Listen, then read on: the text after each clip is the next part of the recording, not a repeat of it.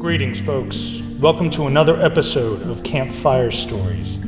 Gino here, your tour guide into the strange, the unknown, the terrifying. Tonight, I submit another story to the Grimm Society. The Farmhouse.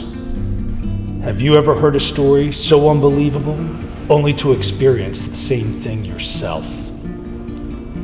I grew up in a small farming community. Overall, it was a pretty boring place to be a young teenager. For the most part, my friends and I spent a lot of time outdoors. After school, we would ride bikes or shoot hoops. Sometimes we would do trail hikes in the woods just outside of town. But really all week, I was just waiting for the weekend. On the weekends, my best friend, let's call him Jack, would go stay with his grandfather. Grandpa lived in a really old farmhouse built in the early 1800s on a huge corn farm. He had cows and other livestock as well. Most weekends I would go stay out at the farm as well. Many times other friends of ours would hang out there too.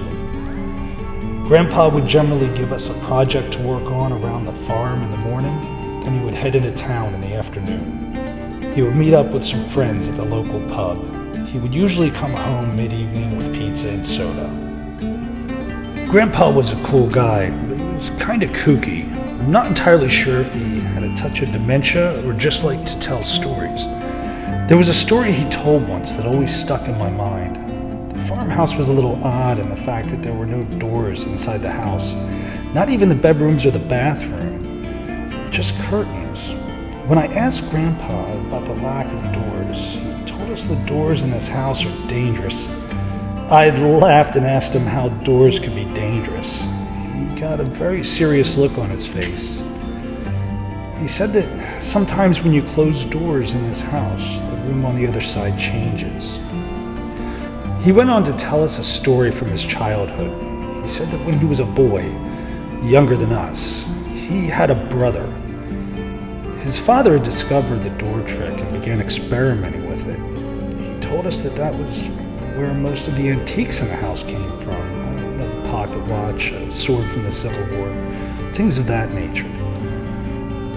On one of his father's experiments, he got one of the bedrooms to change. Grandpa and his brother were there with their father. Their father told them not to go into the room and not to close the door. Their father left to get his camera to document this occurrence. His brother went in the room anyway. While he was looking around, he tripped over a chair at a writing desk and fell. When he fell, he banged into the door and it closed. Grandpa, in a fit of panic, threw the door back open. But the room was normal again, and his brother was gone. Grandpa went on telling us that his father tried for days to find his brother. Finally, they had to do something. So his father reported the boy missing, and the family swore to keep this event a secret. His father went on to remove all of the doors in the house and forbid any doors being put back up. When Grandpa finished the story, he really didn't know what to think. I just wrote it off as another crazy story. Grandpa went into town, and we went on to whatever adventure we had planned for that afternoon. Several months and several weekend adventures went by. On one particular weekend, there was 4 of us there. Obviously, Jack was there, I was there, and 2 of our friends, Tom and Rob. The previous week, our class was studying the Civil War. Our teacher commented that the farmhouse Jack's grandfather lived in was believed to be part of the Underground Railroad. Our imaginations were immediately in overdrive. We envisioned hidden doors, secret tunnels, or compartments, and we decided that weekend we were going to explore the basement of the farmhouse and uncover the truth. When Grandpa left that afternoon, we got to work. We spent several hours searching the floors, the walls, rummaging around in general. As time went by, we found old tools, some old paintings, but no signs of the mysteries we were searching for.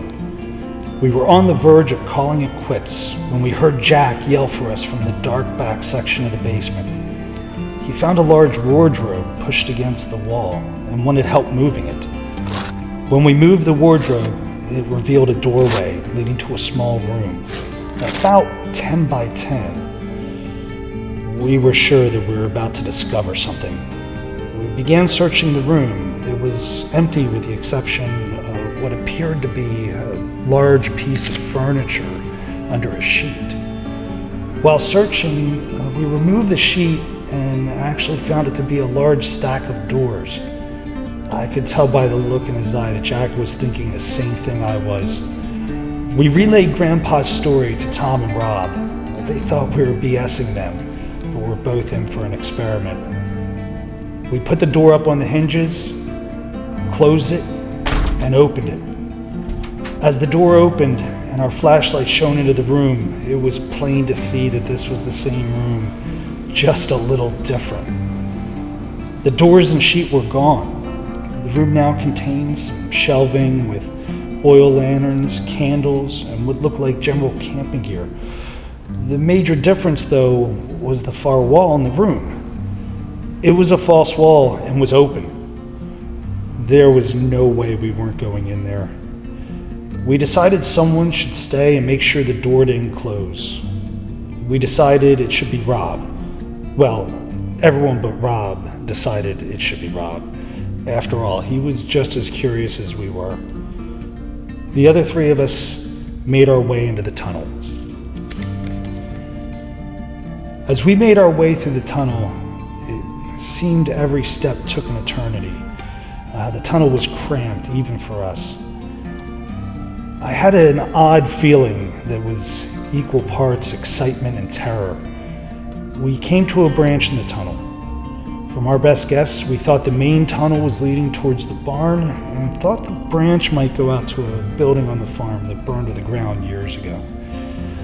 We kept going in the direction of the barn. After quite some time, we came to a door. We could see light coming through the cracks and could hear voices. We stayed quiet and tried to make out what the voices were saying, but whoever was talking was too far away. Soon we began to hear many more voices. Then the voices went silent. We heard footsteps coming in our direction, and it looked like the light source was getting closer. No words needed to be said. All three of us were terrified and made our way back down the tunnel as quickly as we could. We could hear shuffling far behind us, but it sounded like we were outpacing them in these confined spaces. We could see the door. As we cleared the entrance of the tunnel, we heard something bone-chilling from behind us. It was Rob. He began yelling at someone to let him go.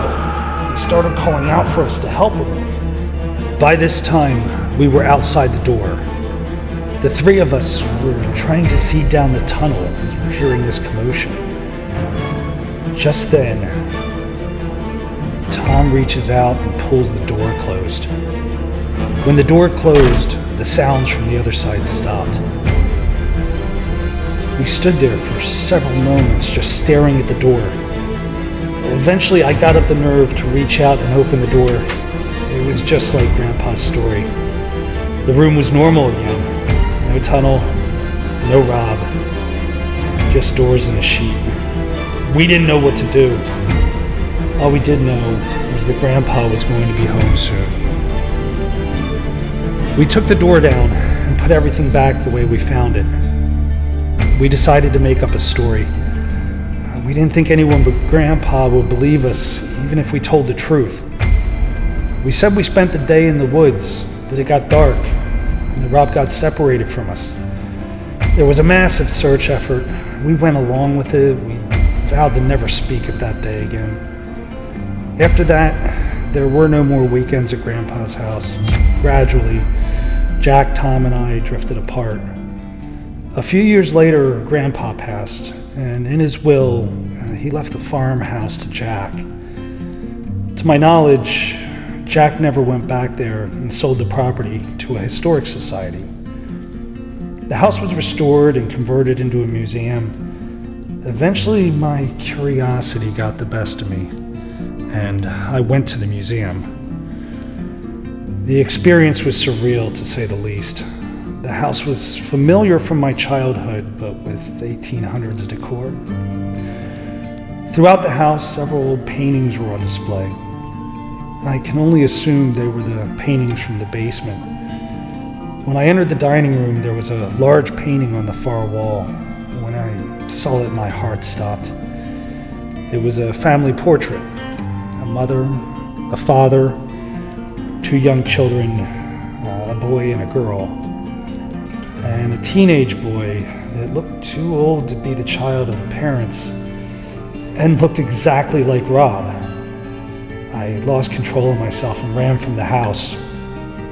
After several weeks of not being able to sleep and being consumed with thoughts of Rob in that day, I contacted the Historic Society. After several conversations and a sizable donation, I was granted access to journals recovered from the house. One of these journal entries detailed the family taking in a runaway boy named Robert. Hey folks, thanks for listening to the end.